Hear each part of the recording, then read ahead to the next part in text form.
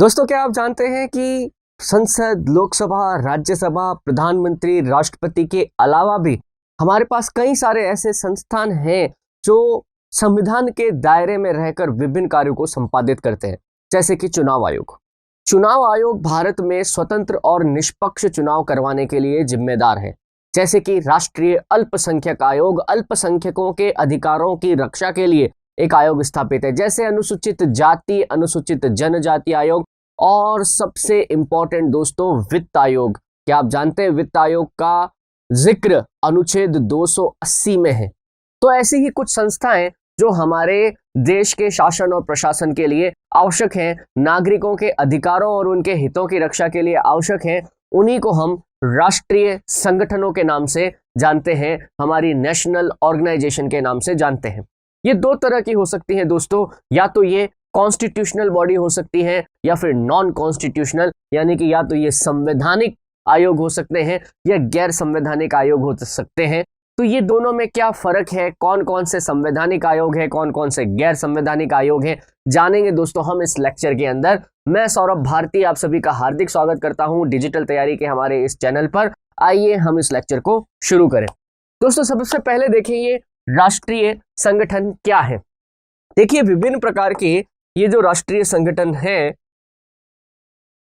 भारतीय संविधान व्यवस्थापिका कार्यपालिका सरकार, उनके अंगों के अलावा कुछ स्वतंत्र निकाय इंडिपेंडेंट बॉडीज की स्थापना भी की जाती है। ये हमारी लोकतांत्रिक सरकार के महत्वपूर्ण स्तंभ के रूप में कार्यरत है। आज जो हमारा लोकतंत्र, हमारी ये डेमोक्रेसी जो काम कर रही है, इसमें सबसे ऊंची बॉडी, सबसे सर्वोच्च बॉडी जो है वो हमारी संसद है, नो डाउट। परंतु देखिए संसद के अलावा भी बहुत सारे ऐसे आयोग और बोर्ड हैं जो इंडिपेंडेंटली अपना काम करके हमारी डेमोक्रेसी को मजबूत करते हैं। दोस्तों, हमारे देश में दो प्रकार के आयोग या बोर्ड बनाए गए हैं।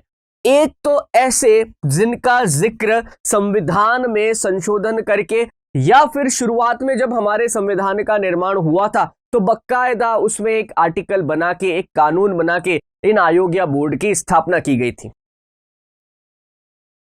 दूसरे होते हैं गैर संवैधानिक आयोग, क्वासी जुडिशियल भी आप इनको कह सकते हैं, या फिर आप इनको कह सकते हैं ये गैर संवैधानिक है। इनका डायरेक्टली संविधान में कहीं जिक्र नहीं है। इन बोर्डों का जो निर्माण किया गया समय समय पर जब सरकार को जरूरत लगी किसी भी तरह के नए काम को करने की, किसी विशेष वर्ग को फायदा पहुंचाने के लिए, किसी विशेष काम को करने के लिए, जब जब इनको जरूरत पड़ी तब तब एक संसद के अंदर कानून बनाकर या एक सरकार जो कि उस समय की थी उसने एक कॉन्स्टिट्यूशनल अमेंडमेंट करके कॉन्स्टिट्यूशन बनाकर इस प्रकार के गैर संवैधानिक आयोगों का गठन किया है। तो दोस्तों, संवैधानिक आयोग वो हैं जिनका बकायदा संविधान के अंदर जिक्र है, जिनके लिए संविधान में संशोधन करके बकायदा आर्टिकल जोड़ा जाता है। और गैर संवैधानिक आयोग वो हैं जो किसी सरकार की मर्जी से, किसी सरकार के कार्यकाल में एक कानून बनाकर, सरकार ने अपनी तरफ से ही कोई कानून बनाकर उसको एक जो क्या बोल सकते हैं आप, कॉन्स्टिट्यूशनल बॉडी का दर्जा दिया है, हालांकि संविधान में उसका कोई जिक्र नहीं होता है। सबसे पहले दोस्तों मैं बात करना चाहूंगा कि हमारे देश के संविधान में कौन कौन सी ऐसी इंडिपेंडेंट बॉडीज का जिक्र किया गया है। सबसे पहले देखिए आप वित्त आयोग, या वित्त आयोग को हम बोलते हैं फाइनेंस कमीशन। देखिए सबसे ज्यादा जो सवाल पूछे जाते हैं, आज तक भी जो पूछे गए हैं, वो फाइनेंस कमीशन के ही आते हैं। बहुत ही इंपॉर्टेंट ये एक कमीशन है या आयोग है। बकायदा इसका जिक्र हमारे संविधान के अनुच्छेद 280 में किया गया है। अब ध्यान रखिएगा, जब से हमारा संविधान का निर्माण हुआ है तब से ये बॉडी जो है ये अस्तित्व में है। बकायदा जब 26 जनवरी 1950 को हमारा संविधान लागू हुआ उस समय वित्त आयोग नाम की एक चीज एग्जिस्ट करती थी।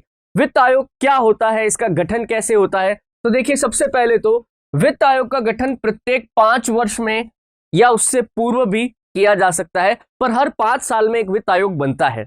ये बनाता कौन है, ये पूर्णतया किसके हाथ में है, राष्ट्रपति के हाथ में है। तो ध्यान रखेंगे आप, हर 5 वर्ष में एक वित्त आयोग का गठन कौन करता है, राष्ट्रपति करता है। ये राष्ट्रपति की एक शक्ति है, बात समझ रहे, ये राष्ट्रपति की एक पावर है। मैंने आपको जब राष्ट्रपति पढ़ाया था तब मैंने आपसे कहा था कि राष्ट्रपति प्रत्येक 5 वर्ष में एक वित्त आयोग का गठन करेगा। इस वित्त आयोग में एक अध्यक्ष और 4 अन्य सदस्य होते हैं। तो 1+5, एक अध्यक्ष और 4 इसके सदस्य, यानी टोटल ये 5 जने हैं। इन पांचों की नियुक्ति कौन करेगा? राष्ट्रपति ही करेगा। साथ ही साथ इनका कार्यकाल, इनका टेन्योर भी जो है वो राष्ट्रपति के आदेश अनुसार ही निश्चित होगा। इनकी क्या क्वालिफिकेशन होगी, इनके बारे में संविधान में कुछ भी नहीं लिखा हुआ है, ना ही एज के बारे में लिखा है, ना ही इनकी कोई एजुकेशन क्वालिफिकेशन के बारे में लिखा हुआ है। बट हाँ, इन जनरल परंपरा के अनुसार क्या होता है, आरबीआई से रिटायर्ड या आरबीआई या भारत के दूसरे बड़े बैंकों के अंदर कार्यरत कोई व्यक्ति हैं, या आईआरएस यानी कि रेवेन्यू सिस्टम, इंडियन रेवेन्यू से जुड़े हुए कोई पदाधिकारी हैं, इनसे जुड़े लोगों की ही इस वित्त आयोग के अंदर नियुक्ति की जाती है। वित्त आयोग देखिए क्या करता है, वित्त आयोग का सबसे बड़ा काम क्या है। देखो, मैंने एक बार भी आपको बताया था पहले भी, जैसे आपको पता है एक इनकम टैक्स होता है, अब वर्तमान में एक और जीएसटी भी आ गया, जीएसटी। देखो, ये दोनों ही ऐसे टैक्स है जो सेंटर लेता है, मतलब केंद्र सरकार के पास जाते हैं। जैसे आपकी इनकम है, उस इनकम के ऊपर आपको कितना इनकम टैक्स देना पड़ेगा, मतलब 5% की स्लैब है, 10% की है, 20% की है, डिपेंड करता है आपकी इनकम कितनी है। और हर साल जब बजट आता है, तब आपने देखा होगा सेंटर में जब बजट आता है तब इसकी इनकम टैक्स की बात जरूर होती है। अब जैसे मान लीजिए मैं स्टेट गवर्नमेंट का कर्मचारी हूं, बात समझ रहे हैं, अब मैं स्टेट गवर्नमेंट का कर्मचारी हूं तो मुझे तनख्वाह भी स्टेट गवर्नमेंट दे रहा है, परंतु जब मेरा इनकम टैक्स कटता है तो वो सेंट्रल के पास चला जाता है। ऐसे कैसे? जीएसटी, अब जीएसटी एक सेंट्रल कानून है, मतलब एक सेंटर का टैक्स है, बात समझ रहे हैं, यानी कि जीएसटी जो भी इकट्ठा होता है वो सारा जीएसटी सेंटर के पास जाता है, उसके बाद सेंटर वो वापस जो है राज्यों के पास डिस्ट्रीब्यूट करता है। इसके अलावा ऐसी बहुत सी चीजें हैं दोस्तों, जैसे माइंस वगैरह होती है, माइनिंग के ऊपर टैक्स लगते हैं, बहुत सारी चीजें हैं जिनसे राज्य सरकारों का पैसा किसके पास जाता है? केंद्र सरकार के पास जाता है। और केंद्र क्या करता है? राज्यों को वापस वो डिस्ट्रीब्यूट करता है, उनको वापस पैसे देता है। तो देखो, वित्त आयोग का ये काम है कि राज्यों और केंद्र के बीच वित्त का बंटवारा कैसे होगा, राज्यों और केंद्र के बीच में वित्त का बंटवारा कैसे होगा, ये कौन डिसाइड करता है? ये वित्त आयोग। डिसाइड तो नहीं कह सकता मैं, ये सलाह देता है, बात समझ रहे? वित्त आयोग की कोई भी सिफारिश माननी जरूरी नहीं है, बात समझ रहे? वित्त आयोग क्या करता है? सिर्फ एडवाइस दे देता है। अब वो एडवाइस मानना या ना मानना ये सेंट्रल गवर्नमेंट के ऊपर है। तो सबसे पहला काम वित्त आयोग ने क्या किया? केंद्र और राज्यों के बीच में जो वित्त का बंटवारा होगा, कितना पैसा केंद्र किसी राज्य को देगा, इसकी सिफारिश हमेशा कौन करता है? वित्त आयोग करता है। दूसरा देखो, इसका सबसे बड़ा काम है विशेष राज्य का दर्जा देना। ये बहुत बड़ा काम है। देखो, आज की तारीख में 11 राज्यों को है ना वो विशेष राज्य का दर्जा मिला हुआ है। जैसे इसमें आप कैसे याद रखोगे? एक तो 7 सिस्टर है अपना, 7 सिस्टर पता है ना, नॉर्थ ईस्ट के अपने 7 स्टेट जो है, अरुणाचल प्रदेश, आसाम, नागालैंड, मणिपुर, मिजोरम, मेघालय और त्रिपुरा, 7 स्टेट ये हो गई। प्लस हो गया सिक्किम, प्लस हो गया हिमाचल प्रदेश, प्लस हो गया उत्तराखंड, प्लस हो गया जेएनके। बात समझ रहे? अब जेएनके को अभी मैं जेएनके एज ए स्टेट ले रहा हूं, हालांकि अब ये क्या हो गया, 2 यूनियन टेरिटरी में हो गया है, तो अब इसको 2 गिनना पड़ेगा। एक यूनियन टेरिटरी तो जेएनके की है और दूसरी यूनियन टेरिटरी जो है वो लद्दाख की है, बात समझ रहे हैं? तो अभी राज्य अगर देखे जाए टोटल तो 10 है और 2 यूनियन टेरिटरी है जिनको स्पेशल स्टेट का दर्जा मिला हुआ है, विशेष राज्य का दर्जा मिला हुआ है। अब विशेष राज्य का दर्जा होते ही क्या हो जाता है, जैसे ही किसी राज्य को विशेष राज्य का, स्पेशल स्टेट का दर्जा मिल जाता है, तो उस स्टेट को वहां से जितना भी पैसा आ रहा है उसका 90% जो है वो वापस सेंटर उस स्टेट को दे देता है, बात समझ रहे? जबकि नॉर्मल स्थिति के अंदर क्या है, ये उल्टा होता है, 10 से 20% जो है वो हर राज्य के लिए अलग अलग है, उतना ही पैसा वापस राज्य को मिलता है, बाकी सेंटर रखता है। बट विशेष राज्य के केस के अंदर ये चीज उल्टी हो जाती है। तो आपने कई बार देखा होगा, जैसे बिहार है, उस बिहार बहुत ज्यादा मांग करता है बार बार कि हमें विशेष राज्य का दर्जा दिया जाए। जो ऑलमोस्ट जो भी सरकार आती थी पहले, वो चुनाव के प्रचार करती थी, तो वो अपने आप को विशेष राज्य का दर्जा मांगते थे। तो विशेष राज्य का दर्जा आते ही सेंटर से जो पैसा आता है ना वो बड़ी मात्रा में आता है। तो किसी राज्य को विशेष राज्य का दर्जा देना है या नहीं देना है, ये डिसीजन तो सेंट्रल गवर्नमेंट का है, परंतु इस डिसीजन के अंदर वित्त आयोग की सिफारिशें जो हैं वो बड़ी महत्वपूर्ण भूमिका निभाती हैं, इसलिए वित्त आयोग जरूरी है। अब देखिए एक ये वाली बात भी देख लेना, वित्त आयोग संवैधानिक रूप से एक सलाहकारी आयोग है जिसकी अनुशंसा मानने के लिए सरकार बाध्य नहीं है। ये बात मैंने आपको बता दी थी कि ये सिर्फ सलाह दे सकता है, मानना ना मानना सेंट्रल गवर्नमेंट के पास है। एक और बात है, वित्त आयोग अपनी रिपोर्ट किसको देता है? हमेशा राष्ट्रपति को देखता है। फिर उस रिपोर्ट को कहां रखा जाता है? संसद के समक्ष रखा जाता है। तो वित्त आयोग की नियुक्ति भी राष्ट्रपति कर रहा है, इनका कार्यकाल भी राष्ट्रपति के हाथ में, और इनके द्वारा जो रिपोर्ट बनती है वो भी किसके पास जाती है? राष्ट्रपति के पास जाती है। देखो आज की तारीख तक जो है ना 15 वित्त आयोग गठित हो चुके हैं। लेटेस्ट जो वित्त आयोग है अपने पास वो 15वां वित्त आयोग है, और 15वां वित्त आयोग जो है वो किसके अंतर्गत बनाया गया था? एनके सिंह। 15वें वित्त आयोग के अध्यक्ष कौन है? एनके सिंह। कई बार ये सवाल पूछा हुआ है, इसको रट ही लेना। अभी करीबन एक साल तक तो अभी और चलेगा एनके सिंह, ठीक है, क्योंकि अगले वित्त आयोग की जो नियुक्ति की जाएगी वो 2021 या 22 तक की जाएगी। तो तब तक तो एनके सिंह ही जो है। और लेटेस्ट अपने पास कौन सा है? 15वें वित्त आयोग। और 15वें वित्त आयोग की सिफारिशें जो है वो 1 अप्रैल 2020 से लागू हो चुकी हैं अगले 5 वर्ष के लिए, यानी कि 31 मार्च 2025 तक इस वित्त आयोग की सिफारिशें लागू रहेंगी। इससे पहले ये 2015 से 2020 यानी 1 अप्रैल 2015 से 31 मार्च 2020 तक 14वें वित्त आयोग की सिफारिशें लागू थी, ठीक है। 14वां वित्त आयोग 2013 में गठित हुआ था जिसके अध्यक्ष थे YV रेड्डी। तो आप ये सिर्फ 2 याद रखें इसमें, ठीक है, ज्यादा आगे नहीं जाना। वैसे तो आप पीछे भी जा सकते हैं। प्रथम वित्त आयोग जब बनाया गया था 1951 में, उसके अध्यक्ष कौन बनाए गए थे? KC नियोगी, ठीक है। तो अभी के लिए अगले 1 साल के लिए वित्त आयोग एक बार में याद कर लो, बार बार नहीं करना पड़ेगा। वित्त आयोग हमेशा इंपॉर्टेंट रहता है। वित्त आयोग का गठन कहां लिखा हुआ है? अनुच्छेद 280 में। कौन करता है? राष्ट्रपति करता है। सदस्य कितने होते हैं? 1 अध्यक्ष, 4 अन्य सदस्य। सारे सदस्यों की नियुक्ति और उनका कार्यकाल कौन डिसाइड करता है? राष्ट्रपति डिसाइड करता है। वित्त आयोग का काम क्या है? केंद्र और राज्य के बीच में वित्त का बंटवारा करना और किसी राज्य को विशेष राज्य का दर्जा देने के लिए सिफारिश करना। फिर वित्त आयोग अपनी रिपोर्ट हमेशा किसको सौंपता है? राष्ट्रपति को सौंपता है। अब तक कितने वित्त आयोग गठित हो चुके हैं? 15 वित्त आयोग गठित हो चुके हैं। अभी कौन से वित्त आयोग की सिफारिशें लागू है? 15वें वित्त आयोग की सिफारिशें लागू है। 15वें वित्त आयोग के अध्यक्ष कौन है? एनके सिंह है। इससे पहले 14वां वित्त आयोग अध्यक्ष कौन थे? YV रेड्डी। और पहला वित्त आयोग जो बनाया गया उसके अध्यक्ष कौन थे? KC नियोगी। इससे बाहर कोई क्वेश्चन नहीं है वित्त आयोग में, पक्की बात है, कोई भी एग्जाम दे देना।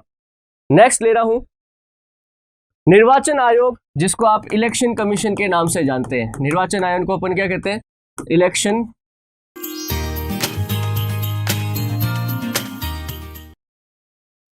कमीशन।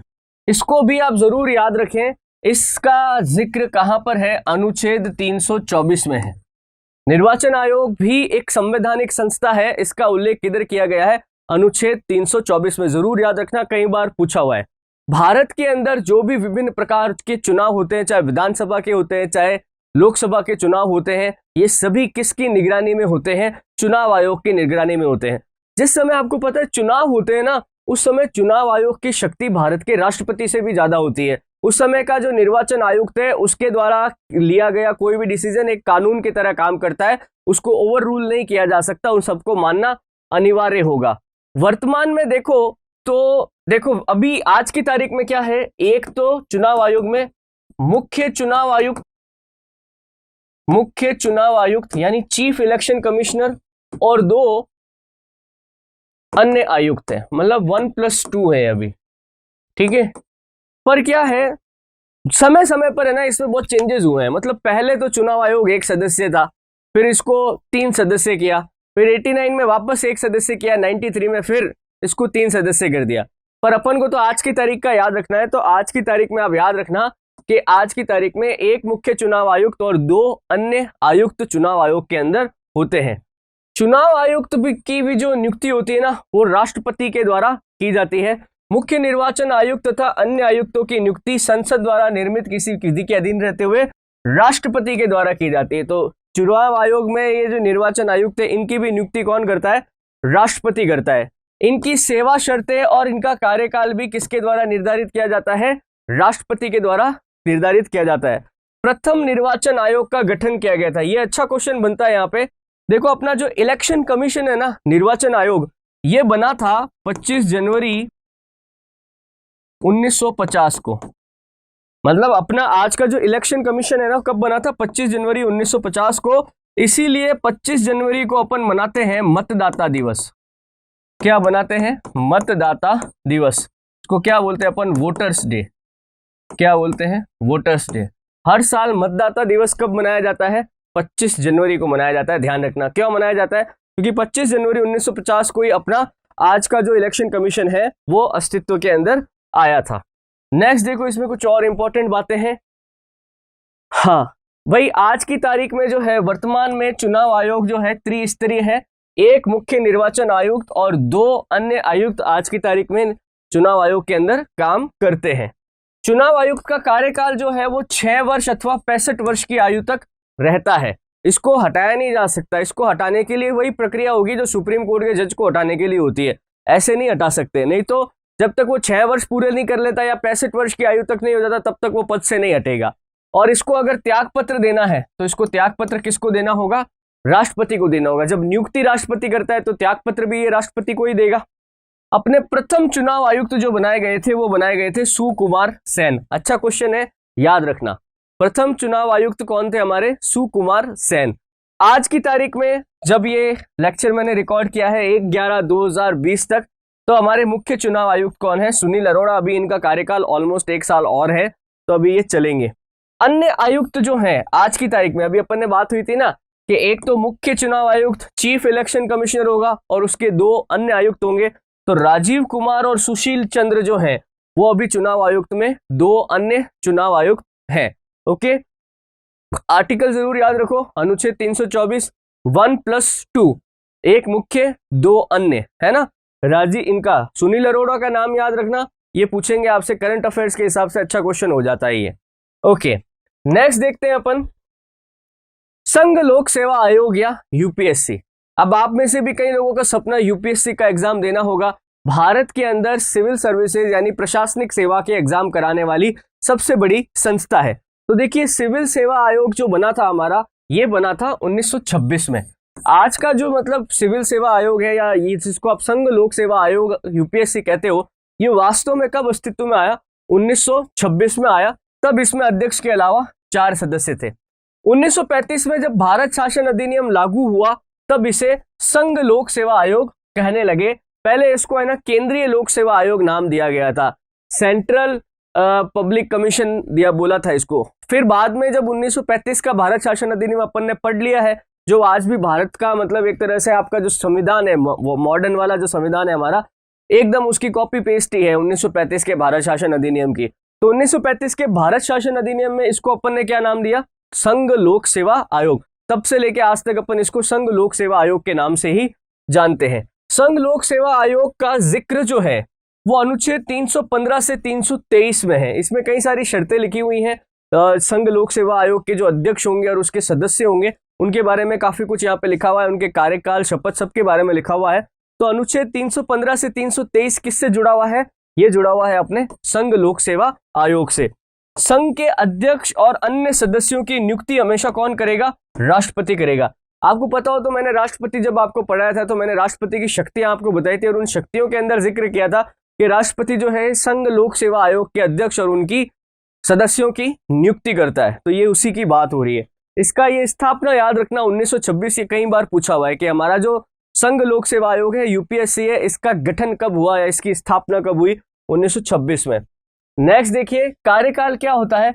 आपका कोई भी सदस्य है या जो भी इसका मुख्य अध्यक्ष बनाया गया यूपीएससी का, वो 6 वर्ष अथवा 65 वर्ष की आयु तक अपने पद पर बना रह सकता है। हालांकि इसको अपने पद से हटाया जा सकता है। इसको राष्ट्रपति जो है, संविधान के अंदर जो प्रक्रिया लिखी हुई है और ऑलमोस्ट वही प्रक्रिया है जो जज को हटाने के लिए है, सुप्रीम कोर्ट के और हाई कोर्ट के जजेस को हटाने की जो प्रक्रिया है ना, ऑलमोस्ट वही प्रक्रिया जो है इसके अध्यक्ष को भी हटाने के लिए काम में ली जाएगी।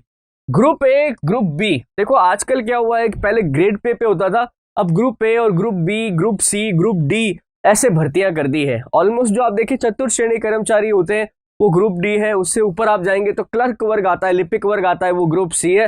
उससे थोड़ा और ऊपर जाएंगे तो उप अधिकारी आते हैं, वो ग्रुप बी है। और सबसे ऊपर जो है टॉप क्लास के, या जिसको आप आईएएस अधिकारी कह सकते हैं, वो ग्रुप ए है। तो ग्रुप ए और ग्रुप बी की भर्ती परीक्षाएं जो कौन करवाता है, ये यूपीएससी करवाता है। आयोग राष्ट्रपति को अपनी एक वार्षिक रिपोर्ट पेश करता है। एनुअल रिपोर्ट जो है ये भी किसको देता है, राष्ट्रपति को देता है, और राष्ट्रपति इसे संसद के सम्मुख रखता है। 1926 में जब यूपीएससी पहली बार गठित हुआ था, तब इसके अध्यक्ष कौन बनाए गए थे, सर रोज बार्कर। कौन बनाए गए थे, सर रोज बार्कर। 1926 से लेके 1950 तक, जब तक मतलब 1947 मान लीजिए अपन, जब तक अपनी आजादी नहीं हुई तब तक जो है जो ब्रिटिशर्स लोग थे वही यूपीएससी के अध्यक्ष बनते थे। पर जब हम लोग आजाद हुए तो उसके बाद सबसे पहले भारतीय अध्यक्ष 1949 में जो बने, वो बने थे एच.के. कृपलानी। यूपीएससी के प्रथम भारतीय अध्यक्ष कौन बने, या आजादी के बाद पहले अध्यक्ष कौन बने, दोनों का जवाब एक ही होगा, एच.के. कृपलानी। और अभी हाल ही में यूपीएससी के नए अध्यक्ष चुने गए थे, कौन, प्रदीप कुमार जोशी, पीके जोशी भी आप याद रख सकते हैं। इसको याद रखना, प्रदीप कुमार जोशी को, ये करंट अफेयर्स का अच्छा सवाल है, एग्जाम में आने लायक है। तो दोस्तों हमने एक और किसकी बात करी, यूपीएससी की बात करी। ऐसे कैसे देखिए, हमारे पास कुछ और भी संगठन है, आप सिर्फ उनके आर्टिकल वगैरह याद रखना, जैसे राष्ट्रीय अनुसूचित जाति आयोग। देखो मैंने आपको एक दिन बताया भी था, एक होती है अनुसूचित जाति, क्या होती है, अनुसूचित जाति, जिसको आप बोलते हो शेड्यूल कास्ट। एक होती है अनुसूचित जनजाति, जिसको अपन बोलते हैं शेड्यूल्ड ट्राइब। देखो क्या है, दोनों में थोड़ा सा फर्क है। एक्चुअली पहले क्या था, जब है ना आयोग बनाया तो एससी एसटी दोनों का शामिल बनाया था। अभी एससी आयोग अलग है, एसटी का अलग है। दोनों में फर्क क्या है, देखो भारत जब आजाद हुआ ना, तो उससे पहले भी हालांकि ये समस्या तो थी। एक होती है देखो समाज की मुख्य धारा, मेन स्ट्रीम जिसको आप बोलते हैं, जैसे गांव है, कस्बे हैं, शहर है ना, जहां पे हमारी सिविलाइज सोसाइटी रहती है। वहां पर हमारे यहाँ पर जाति प्रथा की इतनी गहरी जड़ें थी कि उस जाति प्रथा के अंतर्गत कुछ निचले वर्ग आते थे, कुछ जो श्रमिक वर्ग से जुड़े हुए लोग हैं, साफ सफाई से जुड़े हुए लोग हैं, वो काम करते थे। तो उनकी समाज के अंदर स्थिति बड़ी दयनीय थी, छुआछूत का उनके साथ बड़ा जिसको कहें कि कुप्रथा प्रचलित थी। ऐसी स्थिति में समाज में रहते हुए भी वो सामाजिक अधिकारों से वंचित थे। मंदिरों में जाने नहीं दिया जाता था, या फिर उनके लिए कुछ अलग से गांव के बाहर, शहर के बाहर व्यवस्थाएं की जाती थी, उनके लिए अलग से कुएं, तालाब वगैरह भी अलग होते थे। तो इस प्रकार से उनसे जिसको बोलते हैं ना आपके छुआछूत का व्यवहार रखा जाता था। तो ऐसी जातियां जिनके समाज की मुख्य धारा में रहने के बाद भी अपने सामाजिक अधिकार प्राप्त नहीं है, उनको अनुसूचित किया गया, शेड्यूल्ड किया गया। अनुसूचित का मतलब है उनको लिखा गया कौन कौन सी ऐसी जातियां, इनकी लिस्ट बनाओ। तो ऐसी जातियां जो समाज की मुख्य धारा में रहकर भी सामाजिक अधिकारों से वंचित थी, उन्हें अपन क्या जानते हैं, अनुसूचित जाति के नाम से जानते हैं, शेड्यूल्ड कास्ट के नाम से जानते हैं। उसके अलावा देखिए भारत का अंदर बहुत बड़ा हिस्सा हमारा वनों से आच्छादित है। वनों के अंदर हमारे कई सारी जनजातियां निवास करती हैं। इन जनजातियों का हमारी सिविलाइज सोसाइटी यानी कि मुख्य धारा से कुछ लेना देना नहीं है। इनके अपने अलग ही कानून होते हैं, अपने अलग ही रीति रिवाज होते हैं, और अपने जंगल में ही ये रहना पसंद करते हैं। बात समझ रहे? तो ये अनुसूचित जनजातियां हैं, आदिम जातियां भी जिनको आप कह सकते हैं, ट्राइब्स आप लोग कह सकते हैं। ये ट्राइब्स जो हैं ये समाज की मुख्य धारा में रहने वाले लोगों से बिल्कुल कटी हुई है। उनमें शिक्षा का और दूसरी चीजों का भी अभाव है, अंधविश्वास बहुत ज्यादा प्रचलित है। तो ऐसे लोग, क्योंकि ये भी तो भारत के नागरिक है ना, इनको भी तो भारत के अन्य नागरिकों के बराबर लाने के लिए काम करना पड़ेगा। तो इनकी भी एक लिस्ट बनाओ। तो इनकी भी लिस्ट बनाई, तो इनको अनुसूचित जनजाति कहा गया। क्या कहा गया? जनजाति, शेड्यूल्ड ट्राइब। और भारत के बाकी लोगों के साथ इनको कंधे से कंधा मिला के आगे बढ़ने के लिए हमने इनके लिए आरक्षण का भी प्रावधान किया। आगे चलकर क्या हुआ कि अनुसूचित जाति और अनुसूचित जनजाति के लोगों के साथ और भी दुर्व्यवहार ना हो, अगर किसी प्रकार का किसी के साथ दुर्व्यवहार हुआ है तो बकायदा उसकी शिकायत की जा सके या उसकी मॉनिटरिंग की जा सके, इसके लिए हमने ये आयोग बनाए हैं। तो राष्ट्रीय अनुसूचित जाति आयोग अनुच्छेद 368 के अंतर्गत आता है। किसके अंतर्गत आता है? अनुच्छेद 368 के अंतर्गत। तो मैंने जैसा कि आपको बताया, शुरुआत के अंदर एससी और एसटी के लिए एक ही आयोग था, पर बाद में इनको तोड़ के अलग अलग किया गया। इसके अंदर एक अध्यक्ष, एक उपाध्यक्ष और 3 अन्य सदस्य होता है। अभी तक आपने कहीं पे उपाध्यक्ष नहीं पढ़ा था, अब पर आप यहाँ देखेंगे तो यहाँ पे एक उपाध्यक्ष भी होता है। तो टोटल यहाँ पे कितने सदस्य हो गए? 5 सदस्य हो गए। ठीक है। नियुक्ति कौन करता है? राष्ट्रपति करता है। सिविल न्यायालय के समान अधिकारी यानी कि जो भी आपके जजेस वगैरह हैं, इनकी रैंक का जो अधिकारी होता है वो यहाँ पे नियुक्त हो सकता है। पर जैसा मैंने आपसे भी कह रहा था, 89वें संविधान संशोधन द्वारा 2003 में इस राष्ट्रीय आयोग का विभाजन 2 भागों में कर दिया। पहले तो SC ST एक ही आयोग चल रहा था, पर 2003 में राष्ट्रीय अनुसूचित जाति आयोग हो गया अनुच्छेद 368 में, और अनुसूचित जनजाति आयोग हो गया 338A या क में। इसको आप ऐसे भी लिख सकते हैं 338A। ठीक है। तो अब है ना 338 और 338A अलग अलग 2 आयोग बन गए हैं। जैसे 338 तो किसके लिए है? SC के लिए, और 338A किसके लिए है? ST के लिए। बात समझ रहे हैं? तो आज की तारीख में हमारे अनुसूचित जाति और जनजाति आयोग अलग अलग है। हालांकि देखो, नॉर्मल अगर आपके एग्जाम, आप यूपीएससी का एग्जाम नहीं दे रहे हो तब तक तो इसके अध्यक्ष वगैरह, इसकी कार्यप्रणाली, इस पर सवाल नहीं आता है। बट फिर भी मैं चाहूंगा कि आप सिर्फ ये 2 लाइनें याद रखें। कौन सी? राष्ट्रीय अनुसूचित जाति आयोग 338 और राष्ट्रीय अनुसूचित जनजाति आयोग 338A या क।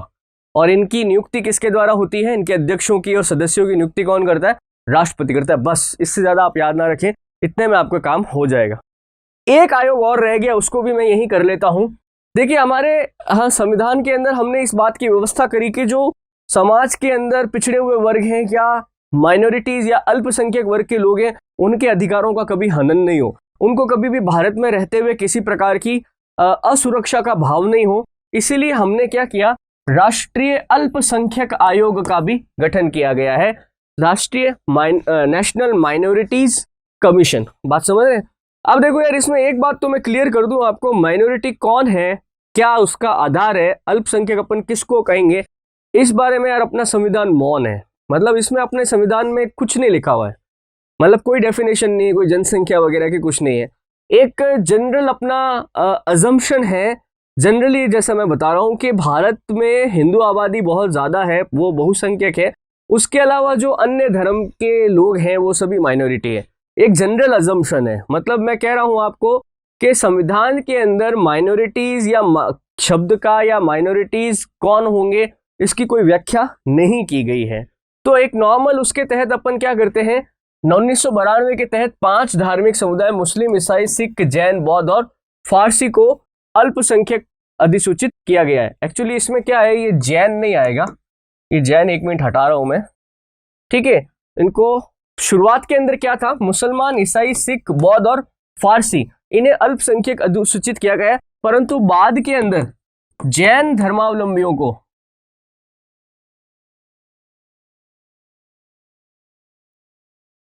लिख देता हूं मैं, वर्तमान में अल्पसंख्यक का दर्जा है। ध्यान रखिएगा, वर्तमान में भाई शुरुआत के अंदर जब 1992 के अंदर ये राष्ट्रीय अल्पसंख्यक आयोग अधिनियम बनाया था ना, नॉर्मली जब शुरुआत के अंदर अपना संविधान बना तो ये एग्जिस्ट नहीं करता था। 1992 में इसको बनाया गया और उस समय मुस्लिम, ईसाई, सिख, बौद्ध और फारसी, इन 5 को ही जो है क्या माना गया था, इन 5 को अल्पसंख्यक माना गया था। परंतु बाद में आगे चल के, ये कुछ ज्यादा पुरानी बात नहीं, 2016-17 की बात है, जैन समाज को भी वर्तमान में जो है अल्पसंख्यक का दर्जा मिला हुआ है। तो कभी आपसे पूछ ले भारत में अल्पसंख्यक कौन है, तो आप कहेंगे मुस्लिम, ईसाई, सिख, बौद्ध, फारसी और जैन, ये सभी क्या है, अल्पसंख्यक है। प्रथम राष्ट्रीय संवैधानिक राष्ट्रीय अल्पसंख्यक आयोग का जो गठन किया गया, ये 17 मई 1993 को किया गया। इसका मतलब ये हुआ, जैसे अभी तक अपन जो पढ़ रहे थे ना, बकायदा संविधान का जब निर्माण हुआ था तो ये सारे आयोग थे। बात समझ रहे?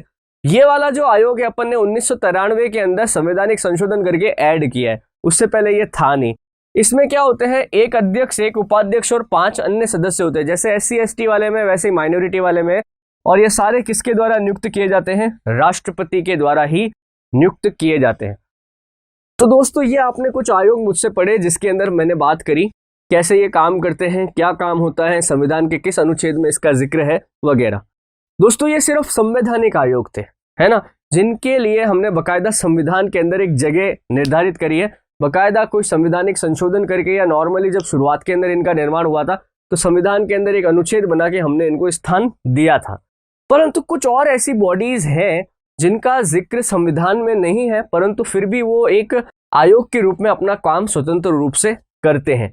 उनकी चर्चा हम नेक्स्ट लेक्चर में करेंगे, जिनको मैं कहूंगा गैर संवैधानिक आयोग। इस लेक्चर में दोस्तों इतना ही। आराम से पढ़िए, कोई क्वेश्चन वगैरह होता है तो आप मुझे कमेंट करके बता सकते हैं, मैं आपको जरूर आंसर करूंगा। तो इस लेक्चर में दोस्तों इतना ही, धन्यवाद। Please like, share, subscribe digital तैयारी।